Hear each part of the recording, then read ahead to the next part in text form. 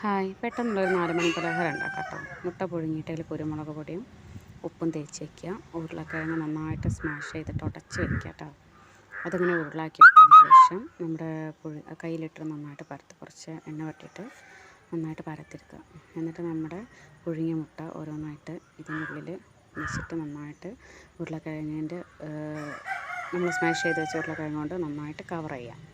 മൊത്തം പൊട്ടി പുറത്ത് ഇതിൻ്റെ എന്നിട്ട് മുട്ട കലക്കിയതിൽ ഒന്ന് മിക്സ് ചെയ്തെടുത്തിട്ട് ബ്രെഡ് ക്രൗൺസിൽ ബ്രെഡിൻ്റെ പൗഡർ പൊടിച്ച് വെച്ചാൽ അതിൽ നന്നായിട്ട് മിക്സ് ചെയ്യാം. നല്ലോണം ഉരുട്ടിയതിന് ശേഷം മാറ്റി വയ്ക്കാം. ഇതൊരു 5 മിനിറ്റ് നന്നായിട്ട് റെസ്റ്റ് ചെയ്യാൻ വെക്കണം. നല്ല റസ്കിൻ്റെ പൊടിയൊക്കെ അതിൽ പിടിക്കത്തുള്ളൂ.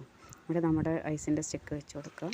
നല്ല തിളച്ച വെളിച്ചെണ്ണയിലിട്ടിട്ട് അങ്ങോട്ട് നന്നായിട്ട് ഇളക്കിയെടുത്തിട്ട് നന്നായിട്ട് തിരിച്ച് മറിച്ചിട്ട് വേവിക്കുക കേട്ടോ. നമ്മുടെ സ്നാക്സ് അടിപൊളിയാണ്. എല്ലാവരും ട്രൈ ചെയ്ത് നോക്കണേ. നമുക്കതൊക്കെ ഇഷ്ടപ്പെടുന്ന ഒരു അടിപൊളി ഐറ്റമായിരിക്കും. ഓക്കെ.